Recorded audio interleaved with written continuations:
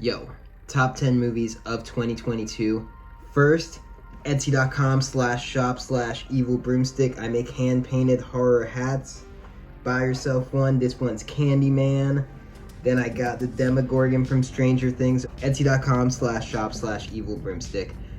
I have 10 movies and then 8 honorable mentions. I thought this year for movies was okay. A lot of good movies, not a lot of great movies. Nothing I'd say was a masterpiece or like an amazing film, but a lot of really good stuff. So I'm going to start off with my honorable mentions. Avatar: The Way of Water. I really liked it. I didn't really love the dialogue so much, but it's an honorable mention. Visually beautiful, and I can't wait to see it a second time. The Fabelmans. Steven Spielberg's The Fabelmans, I feel like I related to on a personal level on so many different things, like the growing up with separate parents and watching them like divorce and like being there through the thick of it and like finding stuff out. Like, not one of my top 10 of the year, but it was really good. The Unbearable Weight of Massive Talent was one of the funniest movies I saw in theaters this year, and I just really liked it. And the scene where I think they're like tripping on acid in the street and they feel like everyone's looking at them, Nick Cage and Pedro Pascal, the movie was really funny. The Black Phone was a much better horror film than I thought it was gonna be, and just really good. Turning Red, I didn't think I was gonna check this movie out at all, but my girlfriend wanted to watch it, and I actually thought it was really funny and really liked it. Pinocchio, Guillermo del Toro's Pinocchio, was the first Pinocchio movie I've ever seen. It was shockingly dark for what I imagined the Pinocchio movie would be, but I guess it's Guillermo del Toro, so I should have expected that. And it was like sad and depressing, and I thought Pinocchio was annoying as fuck. But by the end of the movie, I actually really liked Pinocchio, and I really like this movie, and it's got Guillermo del Toro style all over it. Honestly, it was probably like my number 11 on this list. Pearl is an honorable mention, the X spin-off film, sort of the prequel to X. I kind of found this movie absolutely terrifying, and I thought it was such an incredible performance by Mia Goth, but also a terrifying performance from Mia Goth.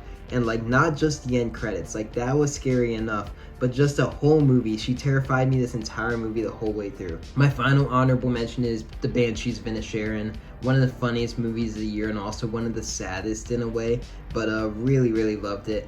And I also have 2 mentions. These are for 2021 movies that I didn't see till 2022, but I thought they were really good, so I thought I'd mention them. Ryan Reynolds' Free Guy. I think Ryan Reynolds is like personally like annoying in a way, and I'm not into his comedy style at all. But I didn't think that I was gonna like this movie, but I really liked Free Guy. And then The Last Duel was so good, and I can't believe no one saw it, and I was part of the people who didn't see it and didn't go support it in theaters. But I saw it this year, and I thought it was awesome. My number 10 on my best movies of 2022 is Jackass Forever. I grew up watching the Jackass movies, and even like Viva La Bam and Bam's Unholy Reunion and Wild Boys. I loved all these fucking shows, and Jackass Forever, I thought it was gonna be like kind of cringy and like weird because they're like older now and they're still hitting each other in the nuts and like pulling their dicks out, but it was still so funny and so good, and I like some of the new additions on there. So it's cool. Number 9 is Barbarian. Barbarian was like a roller coaster of a movie. I didn't know the movie even existed till the day that I saw it, and it was just constantly switching up like what type of horror movie it was. One of the fastest paced movies I've seen this year, and the scene where Justin Long has like the tape measure and he's measuring every square foot of that underground tunnel is one of the best scenes of the year, I think. Number 8 is Glass Onion. I really like Knives Out. I don't think I like Glass Onion as much, and I personally thought it was much more obvious to find out like who it was in Glass Onion, but I still really liked it. Thought it was really funny, and Batista was in it, and I like any movie Batista's in. Number 7 is The Whale.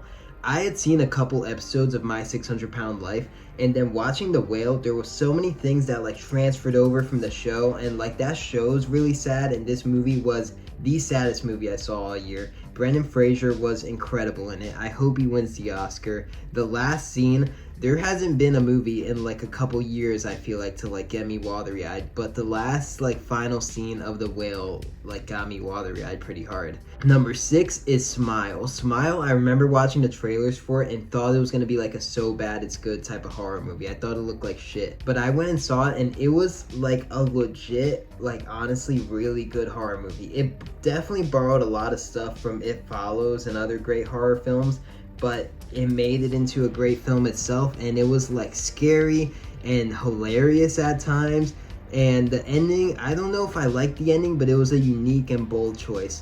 Number 5 is X. X is one of the only horror movies this year that I actually went back and rewatched because I thought it was so good. This movie switches midway through, and they talk about Psycho in the film about switching plots midway through. The first half is like a coming of age, like kind of group of friends trying to make a porno, and then the second half is a slasher film. I like the first half a lot more than the second half, but I still love the second half.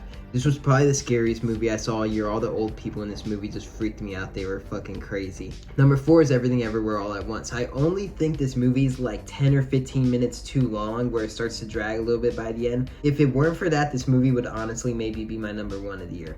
I think this movie is phenomenal pretty much from start to finish, and it's like one of the great sci-fi movies I think that has been made in the last decade, maybe 20 years. It's so incredibly unique, and there's no other movie like this. For multiverse films, or people who are into that sort of stuff, like the multiverse, like this is the movie you should be watching. Not any Marvel related shit, like this is the movie. Number 3 is The Batman. I watched it a couple days ago. I watched an hour and a half, and then I fell asleep, and then I finished the rest in the morning.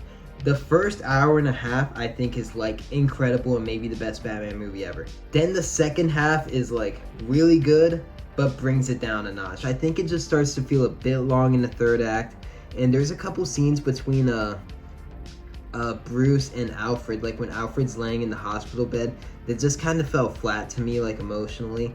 But other than that, like one of the best comic book movies like that genre's had in a very long time. I've been kind of sick of comic book movies over the last few years and just tired of them, but the Batman was like a totally different style and different genre almost, where it was more of a drama and more of a detective story, and I really liked that. And even rewatching it, even though I think the like second half isn't as good as the first half, the whole movie on its own is like pretty phenomenal for the genre. Number 2 on my list is The Menu. I think like having worked in restaurants for years like made The Menu even better for me. The movie says so much about so many different people. It's such a commentary on like the fucking critics that are like talking about someone else's art and like knowing everything about someone else's art but really can't make the art themselves. I think it's the funniest movie I've probably seen all year. I've seen The Menu a couple times now, and the part that gets me every time the hardest is when the fucking Calling Dr. Sunshine dude, his like assistant is breaking up with him and like quitting from him, and she's giving him back all his shit, and she's trying to give him his keys, and he's like, I don't have any pockets, and he like holds his hands up like that. That moment kills me every time. Even the Calling Dr. Sunshine stuff, like that kills me every time. I think it's such a funny movie. Ray Fiennes, I think that's how you say his name, Voldemort, is fucking phenomenal in this movie. He's one of my favorite performances of the year. And spoilers, but when Anya Taylor-Joy orders the cheeseburger at the end, and you just see like his face, just like the joy inside that he's trying to restrain as he's gonna make a cheeseburger and serve it on a paper plate, is so beautiful. And I just love The Menu, and it very easily could have been my number 1. But my favorite movie of 2022 was Top Gun Maverick. And I wasn't even a Top Gun fan before Top Gun Maverick. I watched Top Gun for the first time like 2 hours before I saw Maverick. And I had bought my ticket for Maverick, and I was sitting in the theater lobby finishing the original Top Gun with my earbuds and watching it on my phone. And right as it ended, I went in to see Top Gun Maverick. Top Gun Maverick was just like, it's similar to films like Mad Max Fury Road, that you feel like was a different like elevation to the action genre. And Top Gun Maverick felt like it was like, we haven't really seen this stuff in action films before, and it felt like a stepping stone, like T2 Judgment Day was, or Mad Max Fury Road was, a stepping stone in the action genre that we're gonna see a bunch of movies over the next few years try to copy. Top Gun Maverick is my favorite Star Wars movie since the original trilogy. I wish this dude, Tom Cruise, and whatever the fuck the director's name is, I always forget it, but I wish they would make a Star Wars movie, because like the action scenes of the jets like flying through the canyons and everything, like why can't we have that with TIE fighters and fucking X-Wings? Or don't even do TIE fighters and X-Wings, do new ships, but with spaceships going through space and having space battles, like why has Star Wars never had anything as exciting as the flight scenes in Top Gun Maverick? But I know they kind of ripped off the Death Star trench run at the end of Top Gun Maverick, but even that was awesome. This is the only movie this year that I watched 3 times. This is the only movie this year that I watched and I kept thinking, man, I wished I would come back to theaters so I can see it again. But yeah, Top Gun Maverick, I think it's a phenomenal action film. It's definitely one of the best action films in the last like 20, maybe 30 years. And Tom Cruise's girlfriend in this movie drives a Porsche 911, which is awesome. That's my top 10 movies of 2022. Etsy.com/shop/evilbroomstick. Buy yourself a hand-painted horror hat. Thanks for listening. Peace.